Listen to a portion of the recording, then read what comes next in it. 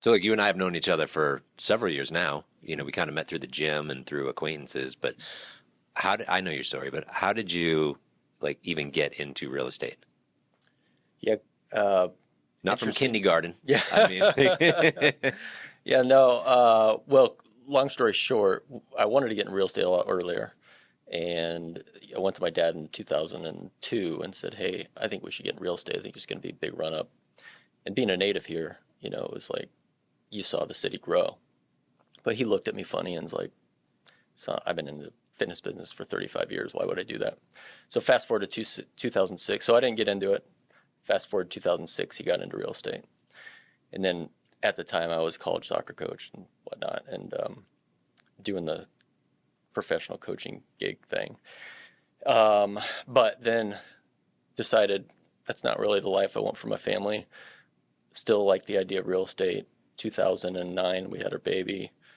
I wanted to be in my kids' lives, and I wanted my kids to be around my grandparents, which is another reason we didn't go this college soccer, pro soccer route. Followed my father around, and he was doing very good. So 2006, he got in right away. He partnered with the top agent in Arizona, and so very successful even in the downturn. And I got to kind of watch him firsthand run his real estate business. I'm like, just I like the business model. I'm good with people. It just made sense to me to do it. So 2012, I got my license. Kind of was part time for about a year, and then I went full in 2012.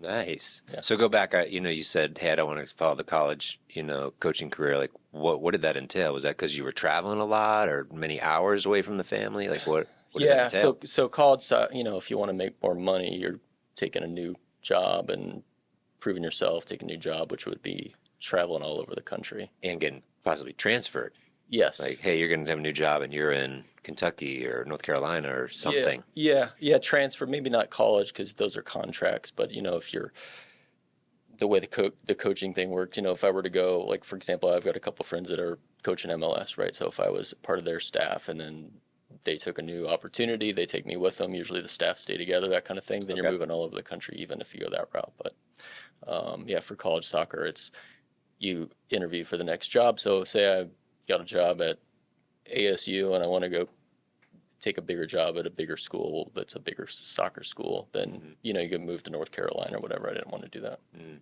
So, what kind of attributes did you take from the soccer coaching and then relay that and almost overlay that into your real estate career?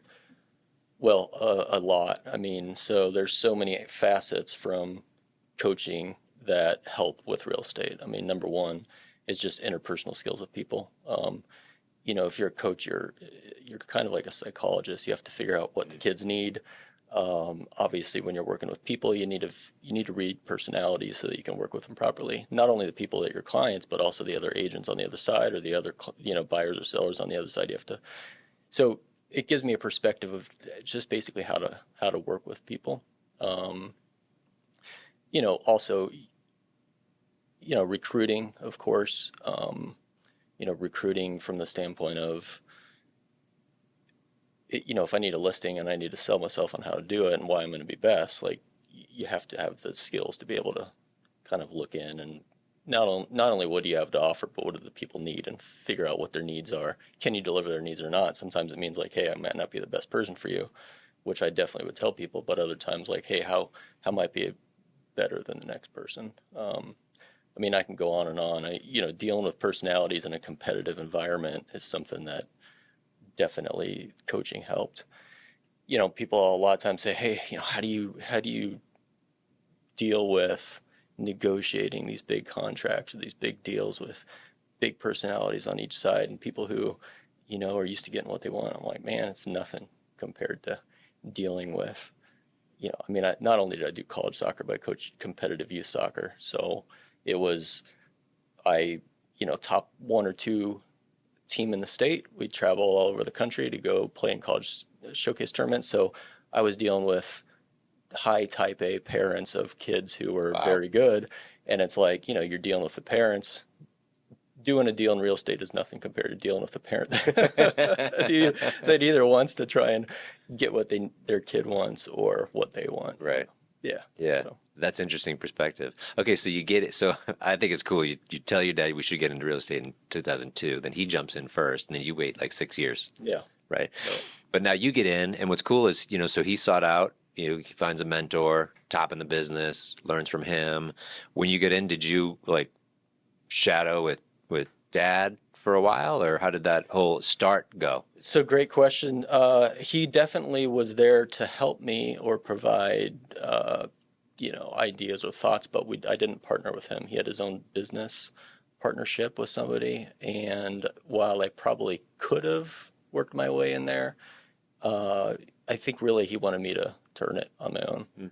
And so, I think I want to say it was the first 4 years I was on my own. Then his business partner retired, so he was kind of left to go figure out, well, what is he going to do? He ended up partnering with somebody else. When they partnered, I ended up joining him, but I only did that for about 6 months. It just wasn't what I wanted, and so I went back on my own until now we're partners again. So cool. Yeah. Okay. Now, right? So how does your business operate? Meaning, you're relationship based. Where do you get your business from? Almost all friends, past clients, and then referrals from the friends of the past clients. Has it always been that way? You said born and raised here, so obviously you had a huge Yeah. network, but I'm assuming when I first started loans, I'm like, well, who's going to want me to work their numbers? I was a personal trainer, right? Yeah, So like, is that did you run across that same thing? Did you have that limiting thought like I did? Or did you go in and say, hey guys, I'm in real estate and I want to help you, and you got business from your sphere right away? How did that go?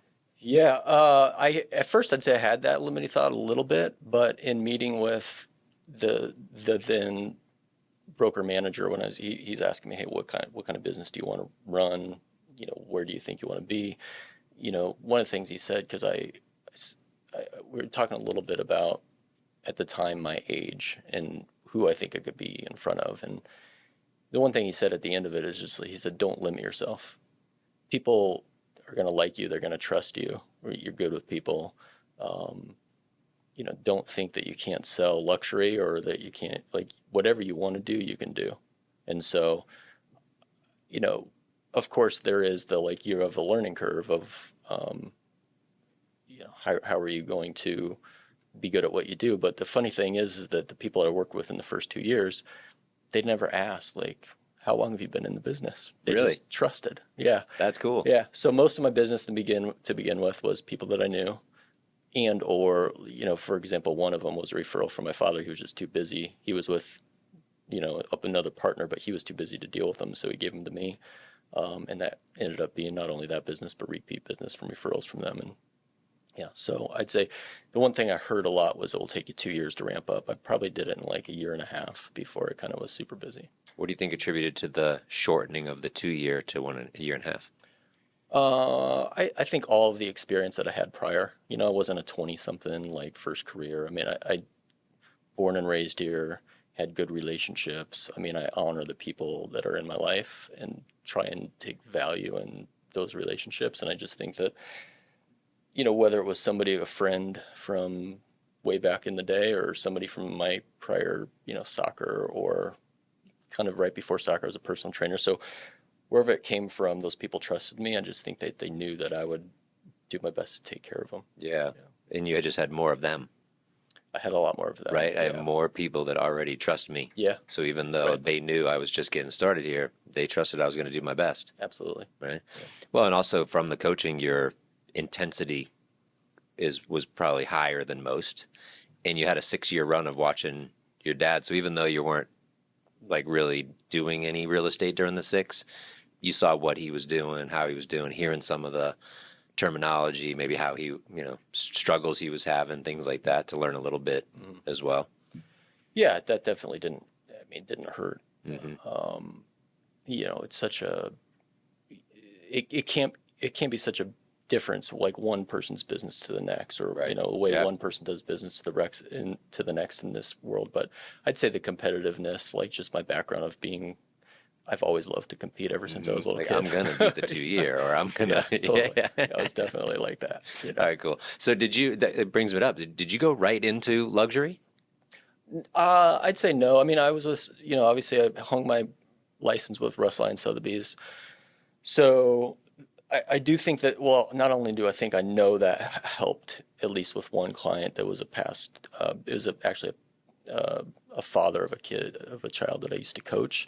So that helped. And the reason I'd say that helped with that client is he, he had listed his house with another brokerage, and I had thought he had moved to New Jersey. And so I said, hey, I didn't know I didn't realize you were moving, or that you moved.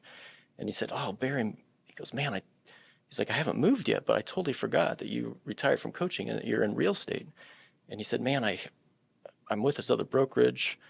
I drive around my neighborhood. I see all the blue Sotheby's signs. Like, I don't know why I didn't go with Sotheby's. He's like, I'd love to work with you. And so just, I think with being with Sotheby's, there's a certain percentage of the population thinks, hey, if I'm with Sotheby's, like, if I'm in luxury, like, that makes sense for me. Yep. But the rest of it I just think was my relationships. And so, I would help anybody anywhere. So, I mean, in my first couple of years, I did jobs in Mesa and Central Phoenix. And so it wasn't all luxury for sure. Yeah. To be honest, like, I tell people, well, some of my old friends say, oh, you're just in luxury. You're just in multi-million-dollar house. It's like, no, I'm not. I'm just here to serve whoever I can serve and do the best for them. So. Yeah. Well, and obviously, as you spent so many years in the business now, and you've focused in that arena, you're just going to attract more from there. But obviously, it's 80% there, but still 20% of the other. Plus, you still have those high-end clients that are like, hey, I'm thinking about a rental, and the rental's not going to be $2 million. Right. Yeah, So, sure. or hey, I need to pick up a place for my kid going to college, and I think it'd be a great investment opportunity. Absolutely. Yeah, for sure. So let me ask this. So for, the agents now in the business, how do you stay in touch, in relation with your sphere clients? Growing up here, you have a big network, but how do you stay in front of them? How do you stay top of mind? Is there a system or playbook that you have?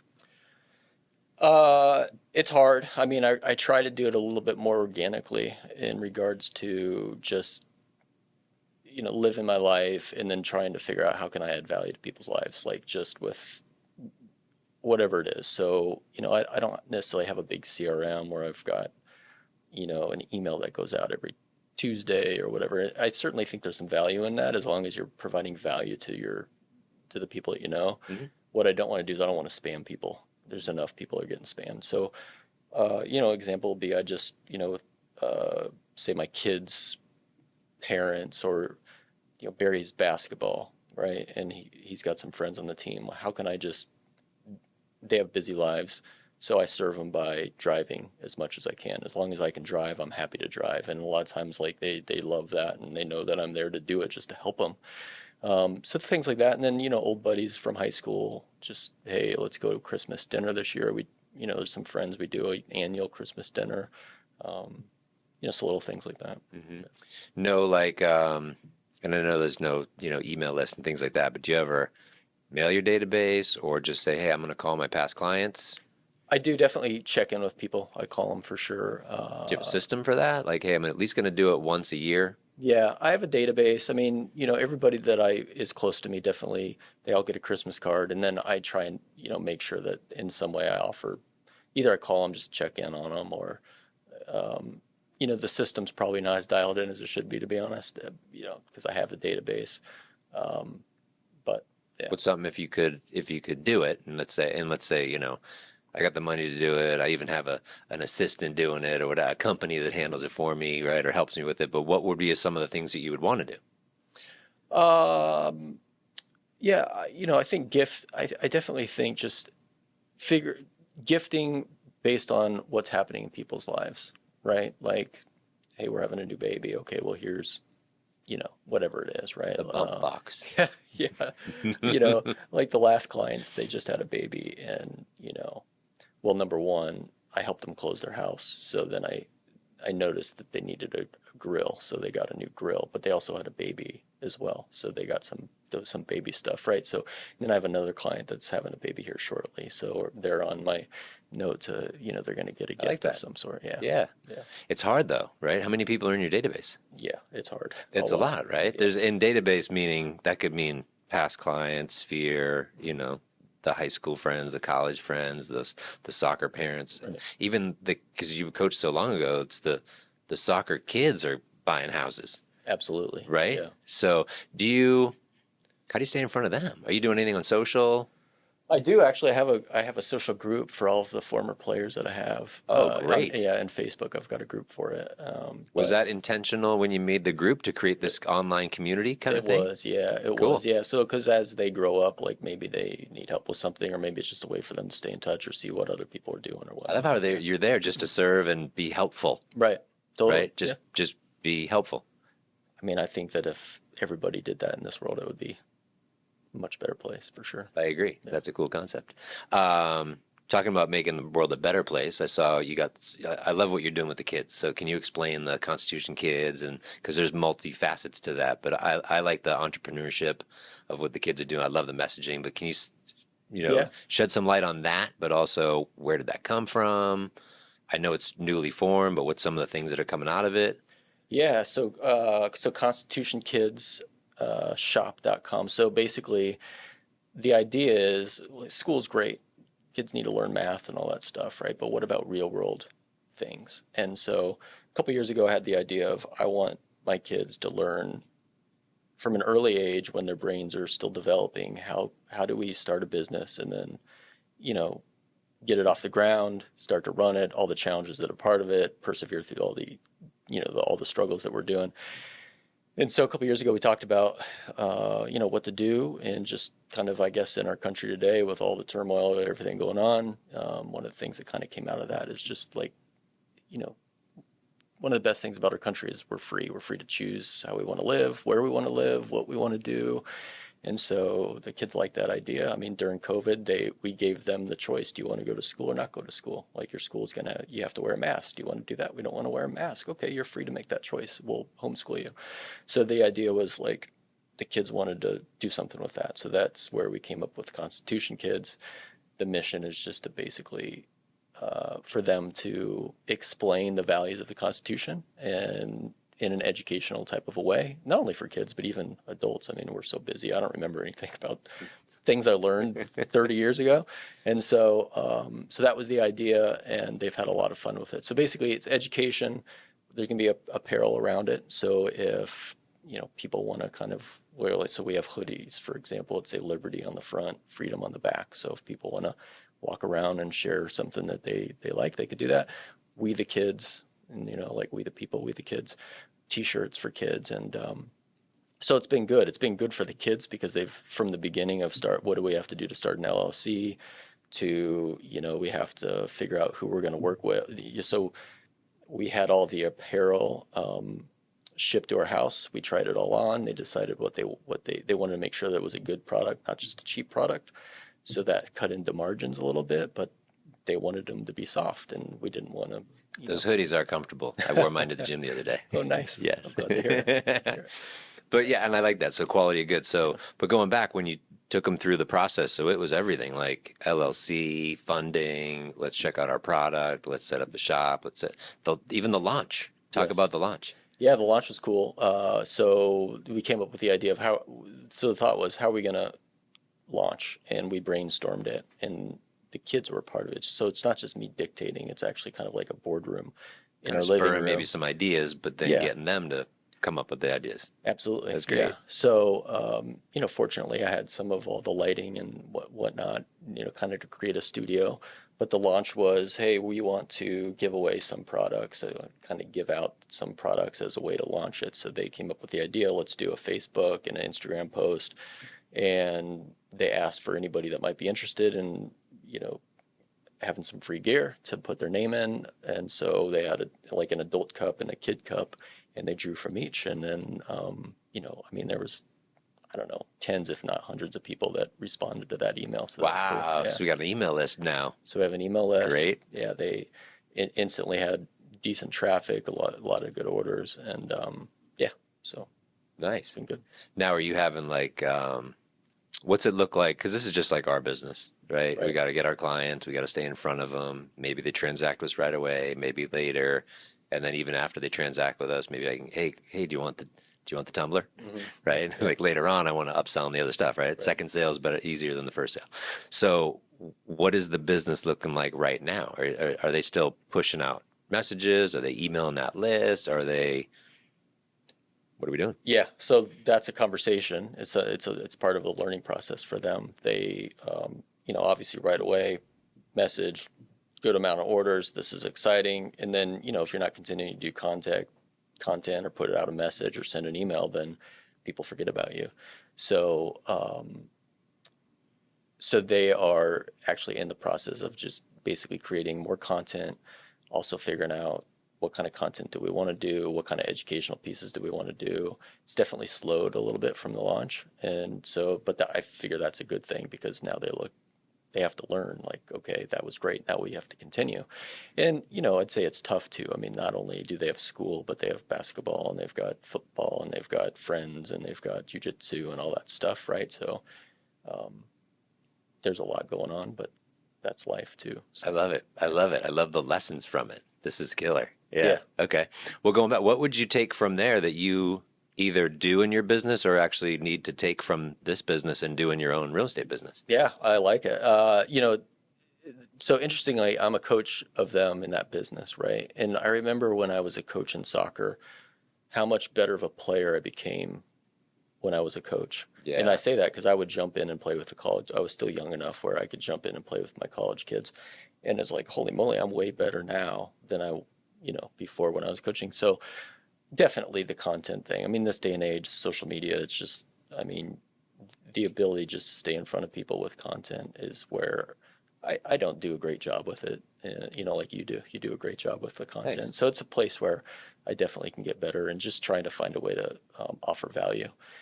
So lately I've been trying to do that. An example would be there's some people I know that listed, they were buying a new house and that agent probably gave them a discount on the sale of their house. Well, unfortunately, what happened?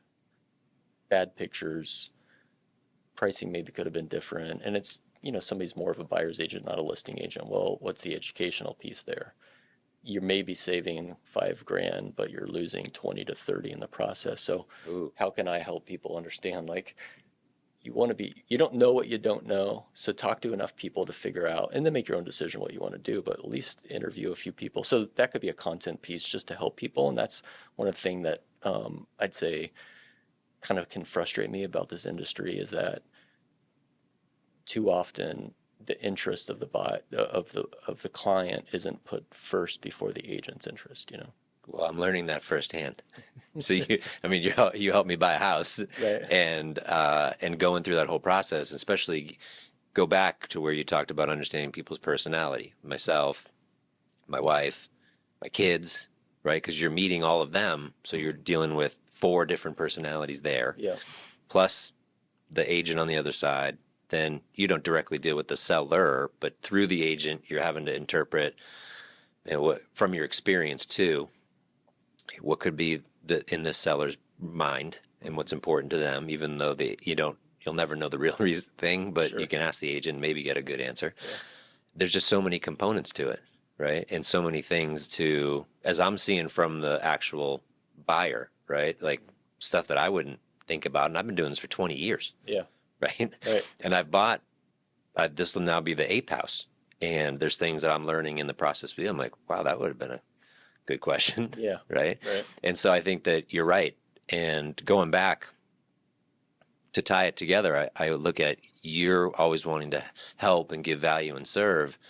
Man, doing your own brainstorming session for your own content would just be what you just said right there. What are Yeah. some of the things that I'm frustrated with, my buyers have been frustrated with in your year's experience, the sellers that you've worked with been frustrated with? What are some of the questions they come to you with? Yeah. I can probably give you a list from just my transaction alone Right. of content that you can write about. Number one being communication.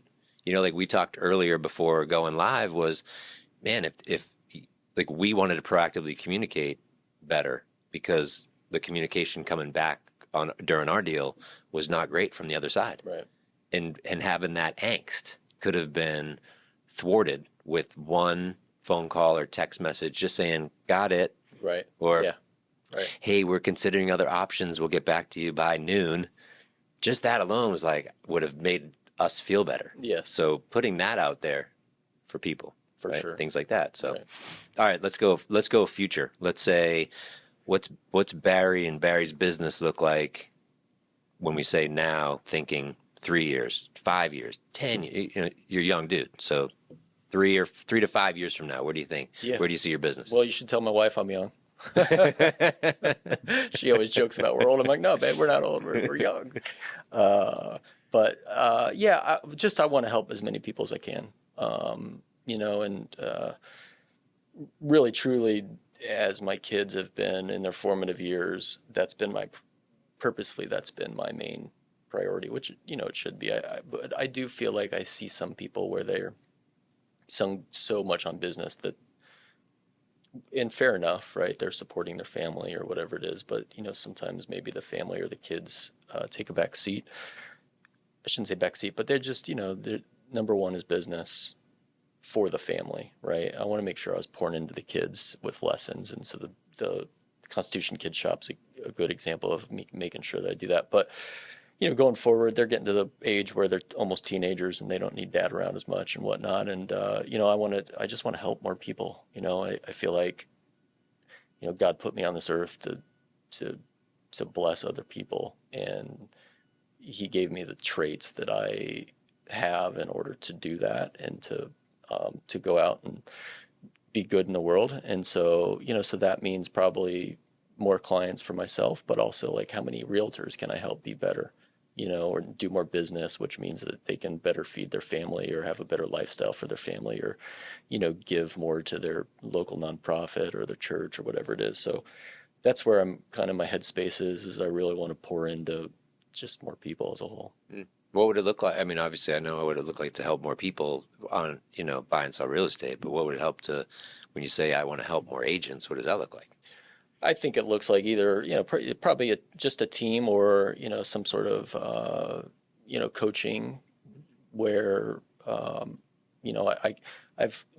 Jen always jokes with me that, I probably should have been a psychologist just because of my ability to, I think number one, it starts with listening, right? Listening and figuring out what people's need, where their needs are, what they're missing, kind of analyze that and help them through that. And so, the coaching might be a good aspect just for me to be able to do that for people.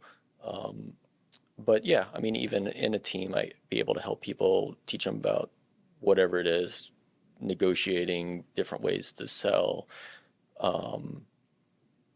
All of that. Yeah, how to get clients. Yeah, how to get clients. I mean, it's just really like, and for us, there's so many models, and, the mastermind we were at 2 weeks ago, I mean, there's some of those models were completely different than mine, right? But like how to just live your life and then naturally be able to attract people that want to do business with you. I mean, everybody's attracted to, somebody who's kind of similar to them or has the same values of them. So if you're just out living a good life, you're going to naturally just attract a certain percentage of people that you're around, and then that will translate into business where you can go help people for their benefit, and then in turn, it's going to help you. I like that a lot. Yeah. And you're right. You can't be the one to everybody, right? I can't help everybody, right? Nor would everyone want to listen to me or you, right? Right. But if I put out there how I am, what I do, and like, man, I'd love to have a great business and focus on my family and have time to be at the kids' events and, and do the things with the kids. Oh, and start a business with the kids and help them do that. I'd like that. I'm going to call Barry. Right. I'm going to try to get mentored by him, right? Because that's what I want. And then you might see someone else. It's like, I don't have kids. I just want to make as much money as I can. I want to work 15-hour days and just like go, pedal to the ground and grind. Yeah. And then maybe I'll seek that out later. Yeah. Right. And maybe it's different. Or like you said, when we were in that other mastermind, like that's a different model, which is okay too. Right. Right. Sure. And if I'm going to do that model, then I can attract the people that want that model. Right. So yeah, absolutely. I would like to see that. Is there a 10-year vision? I was once given an exercise to write out, hey, it's it was 2029 at the time because it was 2019, but hey, it's 2029 and, I just got back from this. My business looks like this. My kids are doing this. Like, what's a 10-year look? Yeah, I mean, it's kind of, I'd say it's in the works right now. Not only, well, first and foremost for what Jen and I want our life to look like, because in 10 years, Alyssa will be 24 and Barry will be 22. So what do we? Is that crazy to think about? Yeah. And it's only 10 years. Just born, Wow. Yeah. So, so I think for me, it starts like, not what do I want my life to look like, but what do we want our life to look like with the kids and potential grandkids. So we're definitely talking through that. And I would say that I definitely have gone through the process. I think it's a valuable process to say, not only what do I want 10 years to look like, but what do I want the end of my life to look like, which I've done before. And I'd say, man, if you could look at like, what does your funeral look like? What do people say about you when you're gone? I've gone through that process, and that's, if you haven't, or I mean, I know you coach a lot of people, that's a valuable process if you haven't had people do that. Like, what do you want people to say about you when you're gone? And then work backwards from that. So I've done that, and, I would say the past 10 years, I've, for the most part, nailed what I wanted my life to look like. And so now it's kind of like, hey, kids are teenagers, they're going to be out of the house soon. What do we want it to look like going forward? And we're definitely talking through that, some of which, includes Jen's second house and maybe a lake house or something like that. But, business-wise, I think it's just giving back more. I was never necessarily driven by just money. I didn't need money. I didn't need cars. I didn't need all that stuff. I do like property. And so, real estate's always been something I love. I was fortunate with my grandparents to be around some really nice property. So, I'm good with a second house on a lake somewhere. And so, it's like maybe I do business in two places and have a team in both places and then do some coaching as well.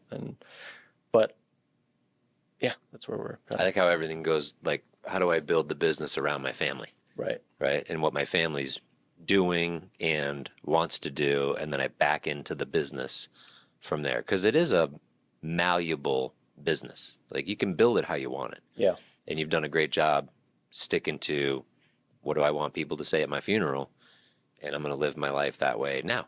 Yeah, I think so. Yeah. Yeah, I think so. I just think that, man, at the end of the day, at the end of my life, no one's going to remember any deals I did, or, they're going to remember how I treated them, and same with my family. Like, they're going to remember how much did Dad love us, or how much did, Uncle Barry love us, or whatever. So that's, try to build it around that. Yeah. I like that a lot. Are there anything that you would, and I'm not saying regrets, but anything that you would say, I would have changed that? Yeah, that's a good question. I mean, I definitely, you think that way sometimes, but the reality at times, I think, is like, so coaching was great. I mean, I loved it. I was good at it. I helped a ton of people, and, but there's a lot of years of, you're starting in coaching. It's not something that you don't coach to make a lot of money, right? So my earning years started a lot later than a lot of people's earning years, I would say. Not that, we struggle or anything like that, but sometimes, I think to myself, man, if I would have gotten into real estate when I was 25. But all that said, if I did that, the flip side would be I wouldn't have probably had all of the skills and everything that I got from coaching. So yeah, I think the plan was the plan, right? Like, everything happened how it happened. Right? For sure. There was a reason. Yeah. But I always think, like, well, but what if I did get in 5 years earlier? Or if I had pushed a little more and Dad had said yes in 2002, Yeah. and we both went in together at the same time, but then everything would be different now. Yeah, totally right? different. So Yeah. I get it all worked out. I'm just always like, like, for me, it was getting into coaching. I had the opportunity to get in 18 months earlier. Mm-hmm. So if I had just said yes the first time and not go, nah, wait, and then wait 6 months, then, wait, I'll wait 6 months, and then, okay, yes, and still had to wait 6 months to get in. Right. So it was like 18 months. But if I had an 18-month ramp up to where I am now, what would that look like? Right. Right. Yeah. Totally. Or if I never sold any of my houses. Right. What would your real estate portfolio look like if yeah. you'd never sold any of your house, right? Like, you ask anyone that sold their house, hey, what's a regret? They're like, that I sold any of my houses. Yeah. Sure. I get you have to maybe to get the next one, but man, if you could have figured out a way to struggle a little bit and keep that last one, 10 years later, you're going to be like, Barry, I'm glad you told me to keep that house, right? Yeah. But sometimes you have to. sometimes you have to, for sure. Yeah. Well, cool, man. Thanks for coming in today, bro. Yeah, buddy. That was awesome. No, I look forward to the next one. Yeah, absolutely. Yeah. Appreciate it. Thanks, man.